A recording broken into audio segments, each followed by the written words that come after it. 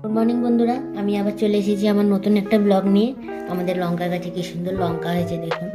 শীতকালে লঙ্কা গাছে খুব ভালো লঙ্কা হয়। আর সকাল সকাল মাসিও চলে এসেছে, আর আমাদের রান্না দিদিও চলে এসেছে। আজকে সব রান্না করে টোরে বলেছিলাম যে আমার জন্য ভোলা মাছটা রেখে দেবে।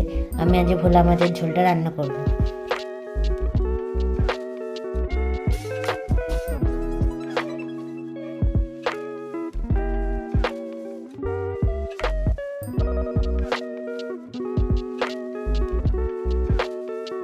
সকালে অনেকটাই ঠান্ডা পড়েছিল, তাই সকালবেলা ব্রেকফাস্ট করে একটু টিভি দেখে দিচ্ছিলাম। দিদির রান্না প্রায় শেষের দিকে। আমি গিয়ে দেখলাম যে বাঁধাকপি বসিয়েছে। আজকে মাছের মাথা দিয়ে বাঁধাকপি হবে, আর লাস্টে আমি মাছের ঝোলটা বানাবো। সেই জন্য সব কিছু আমাকে রেডি করে দিচ্ছিল।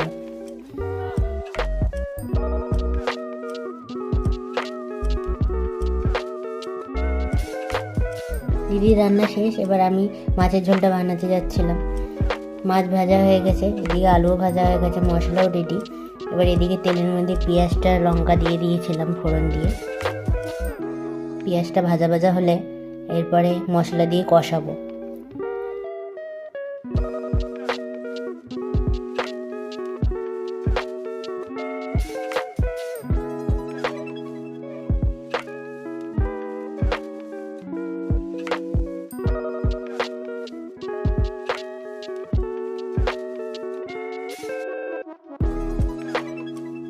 নুন হলুদ দিয়ে ভালো করে কষিয়ে নিচ্ছি। একটু টমেটো দিয়ে দিয়েছিলাম তার মধ্যে।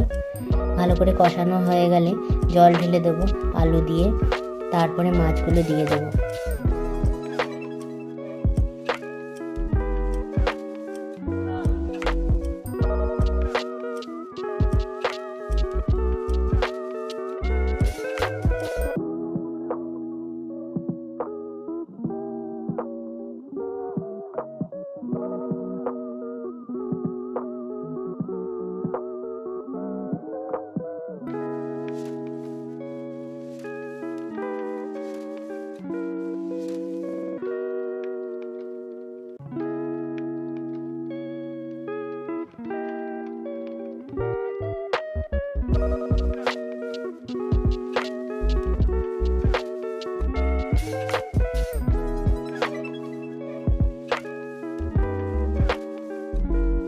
জল ফুটে গেছে, এবার মাছগুলো আমি দিয়ে দিচ্ছি।